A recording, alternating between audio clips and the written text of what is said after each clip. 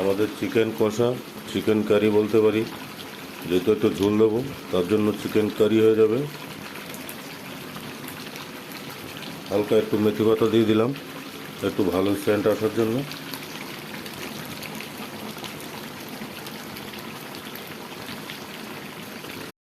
আমাদের fried eggs ready হয়ে গেছে। এটাতে একটু মাখনা দিলাম, একটু বিট দিলাম। বিট এখনও দেওয়া কমপ্লিট হয় নাই, হালকা বিট দিলে কালারটা সুন্দর হয়।